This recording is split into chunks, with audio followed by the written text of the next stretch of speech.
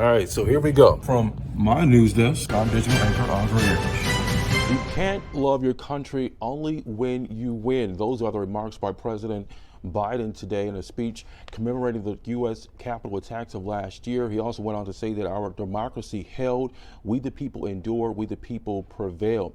Also, Vice President Harris speaking today as well, saying if we do not defend it, democracy simply will not stand. I got a chance to catch up with Congresswoman Brenda, who announced she'll be retiring this week, to get her reflection on that day last year. Take a listen.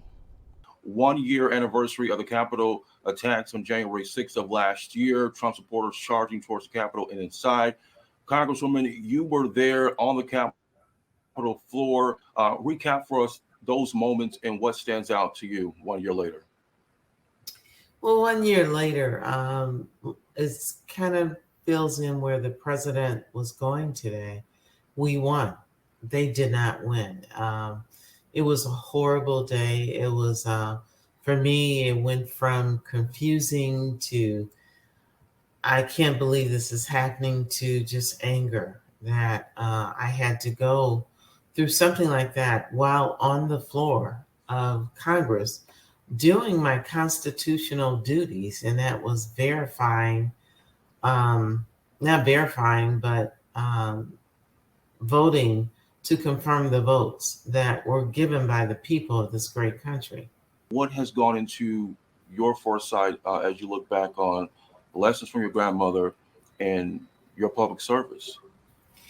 Well, I want you to know my grandmother was just a constant teacher. Every opportunity she was teaching me and educating me using real life experiences.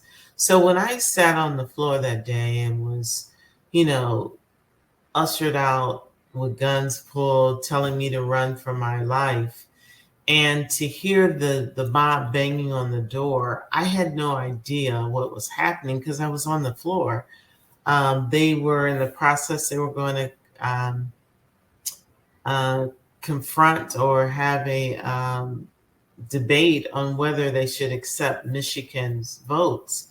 And I can't tell you to take this lesson that was just drilled in me, how important my vote was, how democracy, freedoms, and rights, and how, she grew up in the civil rights movement. I was a child, and she experienced Jim Crow, and that it was the laws, it was the rights that happened because Black people stood up and voted. And here I am, a Black woman, a little Black girl from the east side of Detroit, and someone's gonna tell me I can't confirm the votes that the people had given, and was literally using violence to intimidate and to threaten us. It was an unbelievable day. But the thing that keeps me sane with all this, they did not win. You made some news this week that you will retire in your role as a representative for the 14th Congressional District. What was that decision making like? The only black black elected official who represents Michigan in Congress. So it was a million little cuts. January 6th played into it. The dysfunction and the COVID, losing two sisters within 12 months, being the only sibling left, celebrating my 50th wedding anniversary, and 30 years of that, I was an elected official.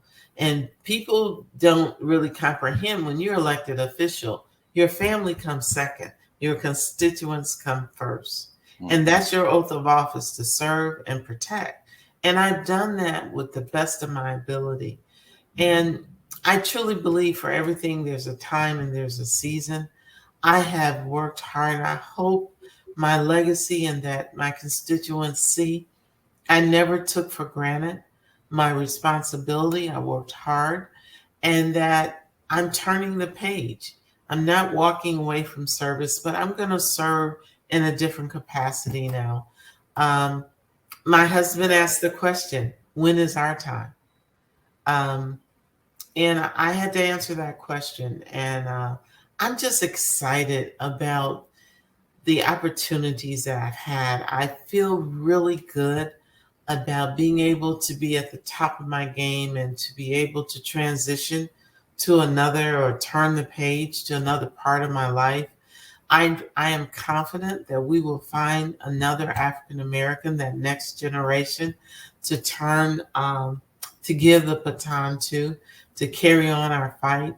And you can check out the full interview with Congresswoman Brenda Lawrence, much more on the story and a whole lot more right now at MichiganChronicle.com.